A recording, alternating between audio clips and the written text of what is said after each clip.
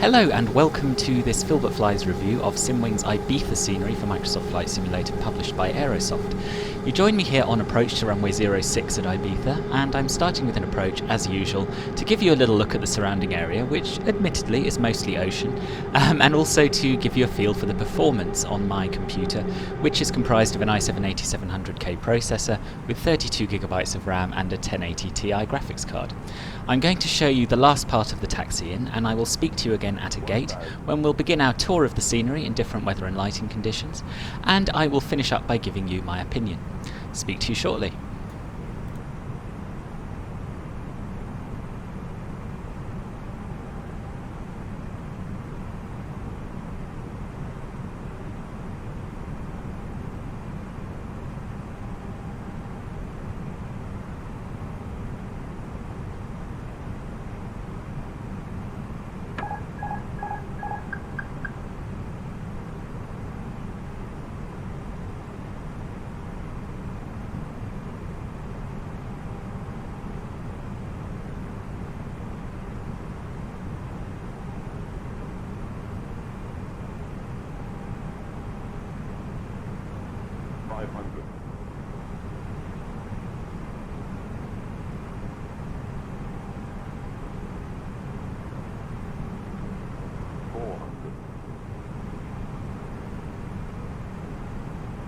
Above 300 minimum 200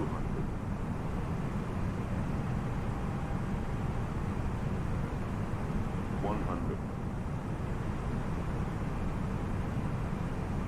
50 40 30 20 retard 5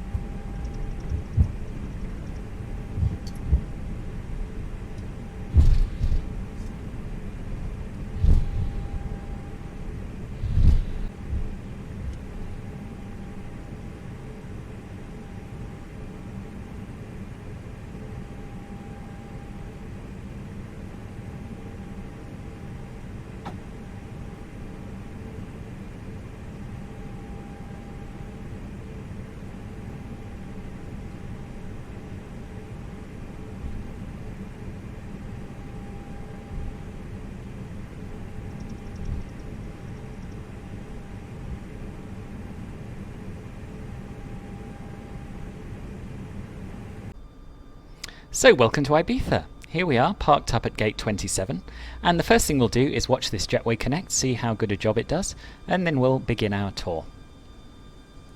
So this is a custom model jetway, and as you will see, it has been coded very well, and the jetway hood connects to the aircraft absolutely perfectly. So, good start. The jetway has transparent glass on it, and it's slightly tinted, or slightly frosted I should say, and that is true from the inside as well as the outside, which is great. Let's move along to the terminal building and have a look at some of the modelling and texturing over here. So starting with this jetway staircase structure, you'll notice that it's nice and crisp with a good amount of detailing. Some of the roof textures are a bit blurrier, but I think we can forgive them that. And again, we have PBR windows which reflect the light outside.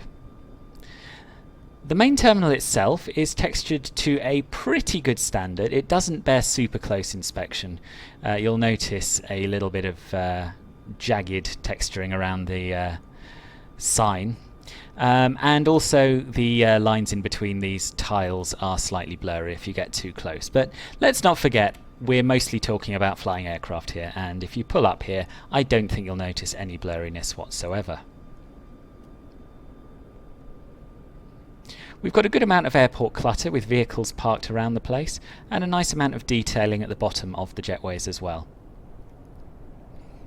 This luggage facility is passable with conveyor belts modelled and luggage trolleys and that sort of thing. Again, the roofs could have done with a little bit more attention. I think that's it's an incredibly low resolution texture, and it is potentially something you might spot on final approach.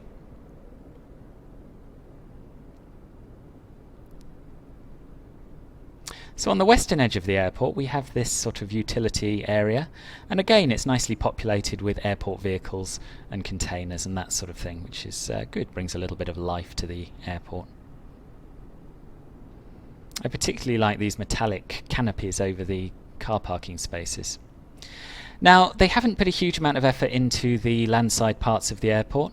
The building itself looks great with these coloured panels, which I remember well from when I was there in real life, and we've got some nice detailing like palm trees and lights. However, the ground texturing leaves a lot to be desired. This is, I believe, the default satellite photo, and it does look very blurry. So to me, I'm not that fussed about the front of terminals, but I would say that if you're going to the level of effort of creating the front of the building, you may as well put a little bit of effort into the ground as well. That said, the modelling goes quite a long way beyond the airport, including this rental car office building over here. And we've even got some signs on the roadway approaching the airport. So, a mixed bag, but overall not a bad job of the landside areas, I would say. The control tower is quite nicely done. It's well modelled, including little details such as these antennae on the roof. The texturing is not going to win any prizes. They've made an effort with a bit of weathering up here, a few rust marks, but they are very low resolution and blurry when you get up close. We've got another sort of utility area just next to the control tower here, which again is nicely populated with various types of airport clutter. The static aircraft that you see about are not actually part of the scenery. They are there as a result of me having failed to turn off my ground aircraft in the sim settings, so they are default.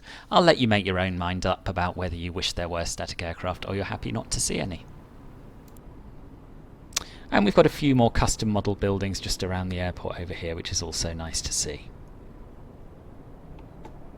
Towards the eastern end of the apron we have this airport fire station, which has one fully modelled fire engine out the front of it, and also a fairly convincing 2D texture depicting other fire engines inside some of the bays here.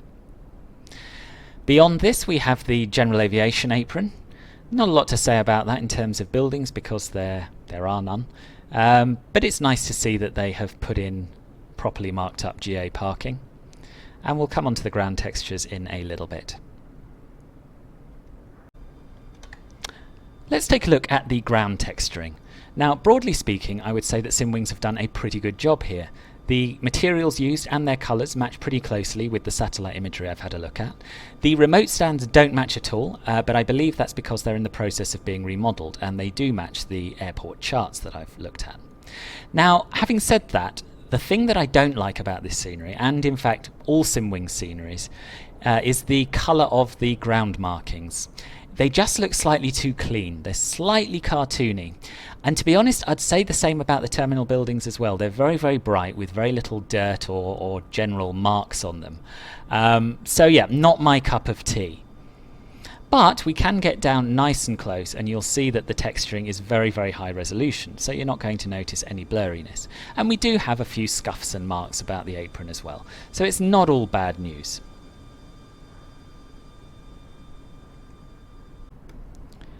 Away from the apron, the main taxiways are pretty nicely done. Again, we've got these super bright taxiway centre lines and other markings. And they're slightly cleaner than I would like. We do have a little bit of rubber and markings, but by and large, the whole airport looks very, very clean. The grassy areas are done very nicely, with little bits of foliage here and there. And where there is no foliage, they are acceptably sharp. I'm pretty impressed with what they've done with the runway. They've taken the time to match the materials used, and while the colours aren't 100% true to life, they give a really good impression of what this airport looks like.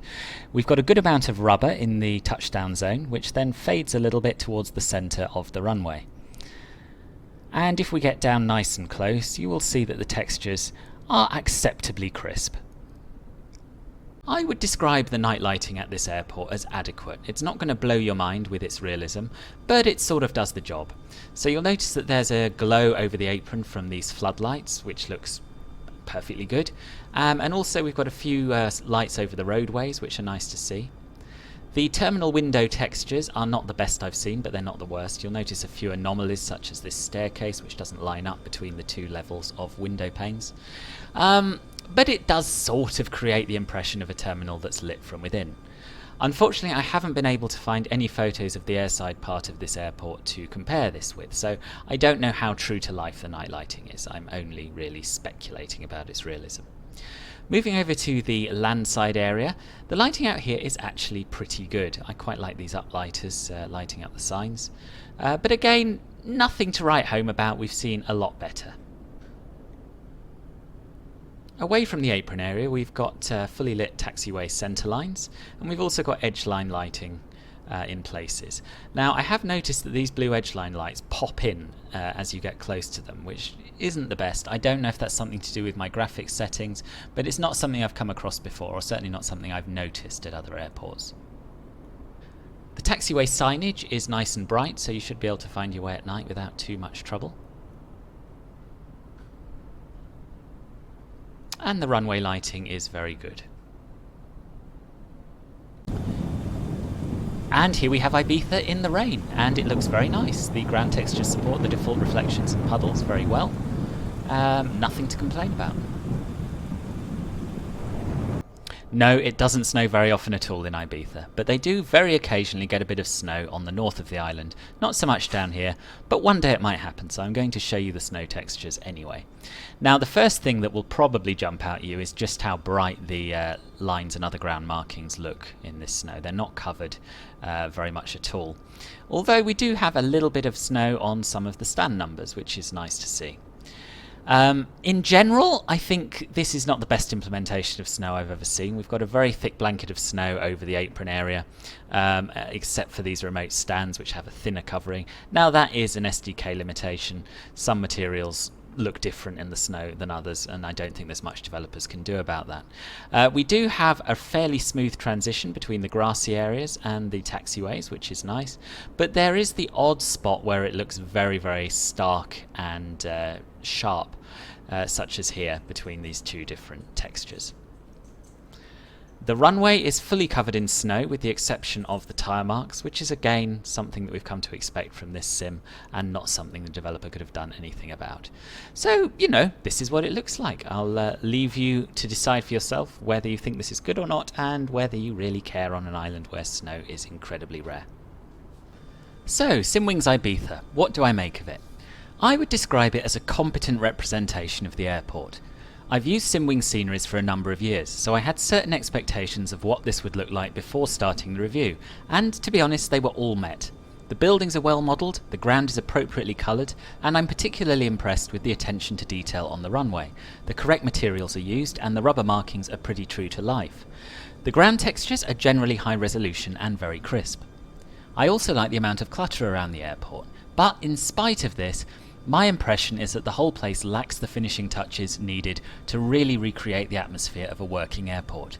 The buildings are too clean, the ground markings are too bright, and the whole thing feels a bit too much like a toy airport as a result. Given this and the relatively small size of the airport, I think the price is too high. It costs €18.10 direct from Aerosoft. This is the same price as Joe Erland's Cologne Bonn, which is both larger and probably the finest and most detailed representation of an airport I've ever seen in a sim. It's a lot more expensive than FS Dream Team Zurich, which is a huge airport and, to my mind, feels a lot more realistic than this in spite of falling short in a couple of areas. That said, it's cheaper than it was in Prepared, and if you want to fly to Ibiza, and I certainly do, it's likely to be your only option for the foreseeable future. And it's not dreadful, there's plenty to like. I had just hoped that Simwings would have upped their game for this new sim, and it doesn't really seem like they have. I hope you found this review useful. If you have, do please subscribe if you haven't already and give the video a thumbs up. If you'd like to support my channel and help me to create more content like this, you can donate by using the Streamlabs donation link in the top left now, or via buymeacoffee.com/Phil That Flies. Thanks very much for watching, and I hope to see you again soon here on Phil That Flies. Bye bye.